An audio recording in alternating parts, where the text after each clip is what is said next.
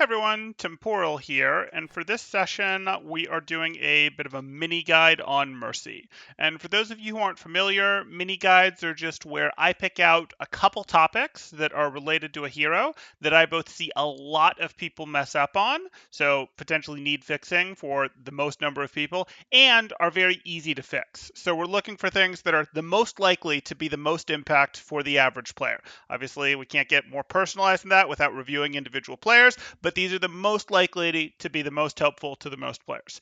And the first thing that we're going to start with Mercy is her staff usage. So most people think of Mercy, unfortunately, as, hey, this is Mercy, this is a healer, I go heal people up. If people are missing health, I go heal them. And if everyone's healed up, that's great. I have this one filler ability that is just to fill in my dead time, which is to damage boost people when everyone's full. That is not how you want to think about Mercy's staff at all. Mercy is an offensive heal. Mercy is an offensive heal. Yes, she has res, and that's great, but like her staff, not for that. What we're looking to do instead with Mercy's staff is to enable aggression. We take a Mercy staff and we go, hey, let me damage boost my McCree. Oh, McCree's not in an aggressive position. Forget him. I'm going to go ahead and damage boost my Genji. Damage boost my Genji over here instead so that he does more damage. Or if, he looks like he's reloading or he's not looking, he's turned away, something like that, that's fine. I'll damage boost my Zarya instead. My Reinhardt's throwing a Fire Strike, fine. Maybe I'll damage boost to Fire Strike. We're looking to enable aggression with Mercy, and that needs to be our default to go, hey, I would like to be damage boosting someone. Now, we can't always be damage boosting someone. There's going to be things that make that not feasible. Maybe damage boosting someone would pull us into a really, really bad position. Okay, we're not going to damage boost them in that situation. We're going to have to find something else to. There's probably someone else we can damage boost, but that's fine.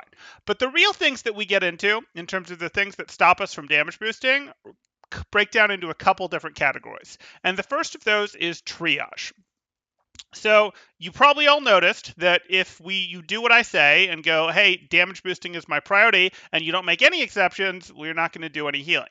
And that would be true. So the things that we do is we go, hey, I would like to enable aggression by damage boosting my Genji, but if my Genji gets into territory where he's actually in real danger of going down pretty quick, maybe that's 30% health, maybe that's 40% health, he's a squishy hero, that's fine, then I'm going to go ahead and swap over to Yellow Beam, and I'm going to heal him a bit. And how much I heal him is actually going to depend on how much danger he's in.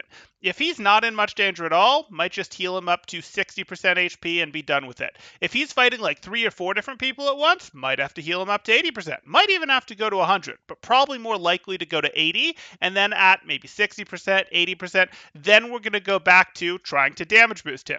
Now, are we 100% full-time going to damage boost him at that point? No. Between shots, because we understand his rate of fire, we might try to get more heals in moments where he breaks line of sight just for a moment with wall climbs and such, we might try to get a little more healing on him, but we were mostly looking to only heal him in this situation when he was in a triage situation. We were blue beaming him until he was in triage.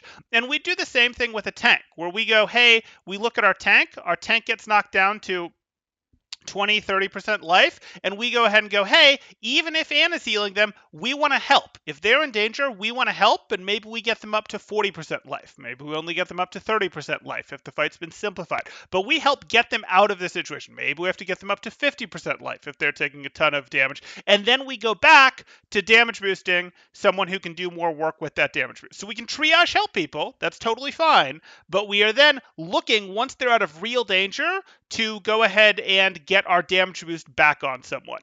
And that's especially true, this triage thing is especially true when our partner is one of the big healers. And the big healers you can think of as Anna, Bap, and Moira. Those are the big heavy healers. Mercy is not a big heavy healer. Mercy has pretty good healing for not being a big heavy healer, but she is not primarily a healer. She is not, one of the big healers that you think of as healing as the big part of their kit. She is, hey, I have damage boost, I have res, I have hypermobility, and pretty good healing.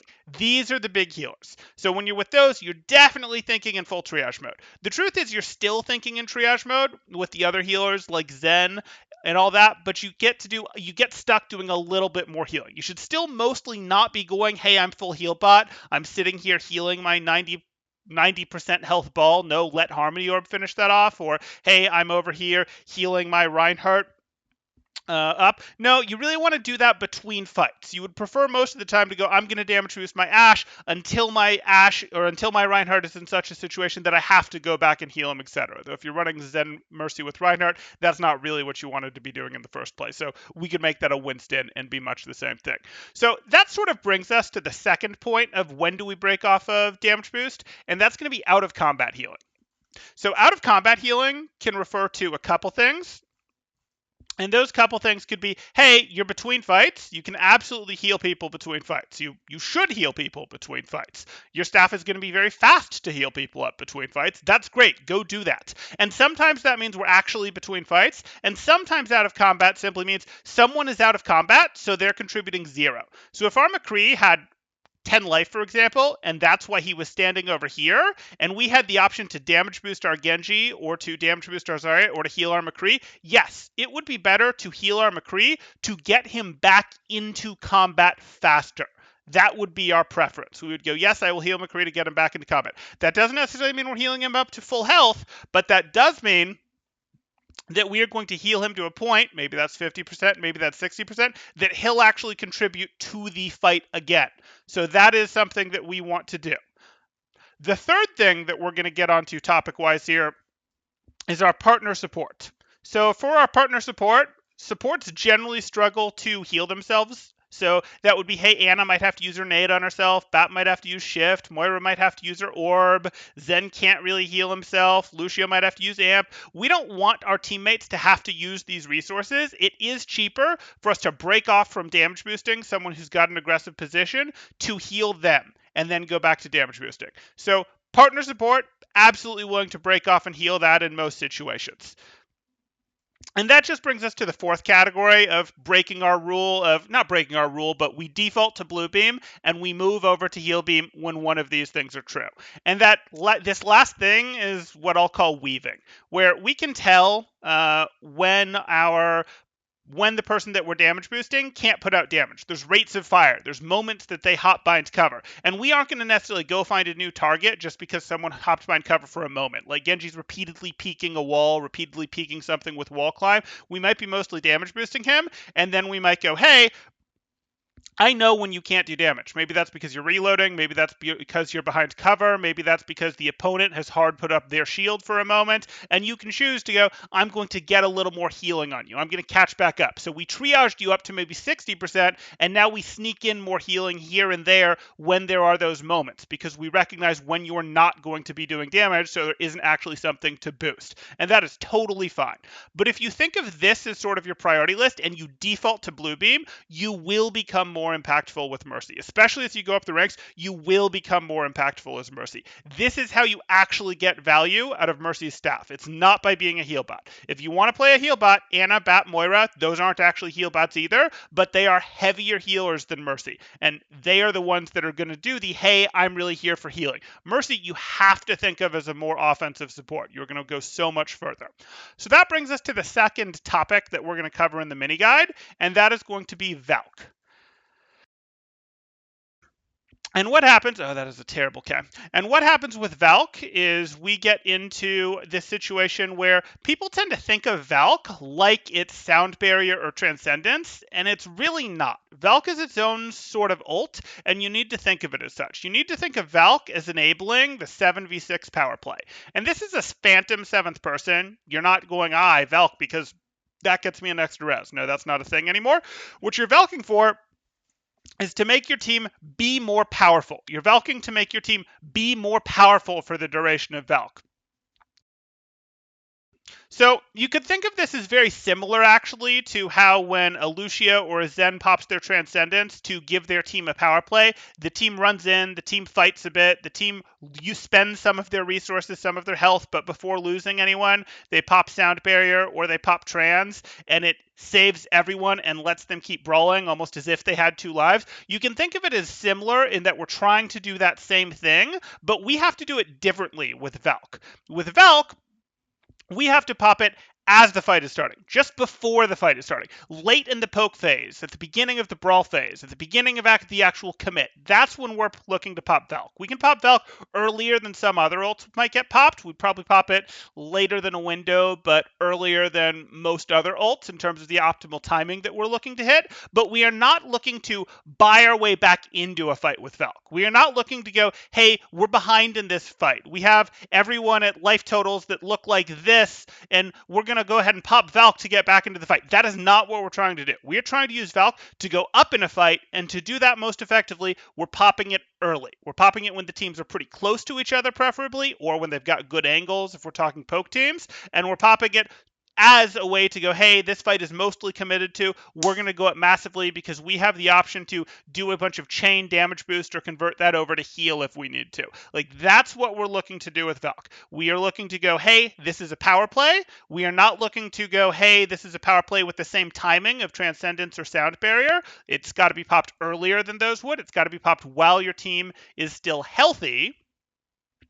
And finally, we are not looking to use it to try to recover like a defensive ult. So, again, Transcendence and Sound Barrier, we talked about their offensive use. They also have defensive uses to try and save a team from a grab, a self-destruct, a shatter, an EMP. They have those uses. We're not really looking to use Valk for that at all. We are not going to generally be going to go, hey, I'm going to Valk to save my team that got caught in a grab, or I'm going to Valk to save my team that got caught in a shatter. Will that sometimes work? Are there places where you can break that rule and do that and see good success? Absolutely, but that's not what you're default looking to do with your Valks. Most of the time with your Valks, you should be looking to create these 7v6 power plays, again, Phantom 7th member, and you are looking not to try to buy back into fights where you're behind, not to try to recover from, oh shoot, they're hitting us with a Death Blossom, they're hitting us with a Nano Blade, they're hitting us with a grab.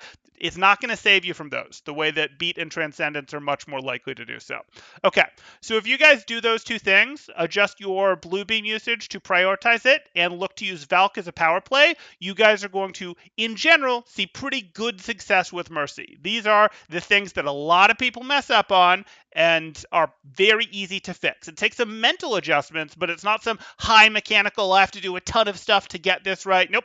Pretty easy to implement. And it's not like, oh, I have to get extremely good judgment on my reses, which would be a more complicated piece of her kit to get better at anyways. Okay, I hope you guys enjoyed that. If you did, please do like and subscribe, as that helps me out quite a bit, and I really do appreciate that. Or if you are looking to get coaching yourself, you can join my Discord in the description below, see what my rates look like, promos, events, other things like that. And finally, if you are looking to see a hero mini guide for another hero, I would really encourage you to leave a comment with that hero's name in the comment section below. That is not like 100% I will do the hero that gets the most comments, but that will definitely have some influence on the order in which I choose to tackle these heroes. So go ahead, leave a comment down there on what you want to see next. Or if you think this is all wrong and I'm crazy and I'm terrible and Mercy's fully a healer and what do I know, you can fight in the comments as well, and maybe I'll take that fight. Anyways, thanks guys. Temporal out.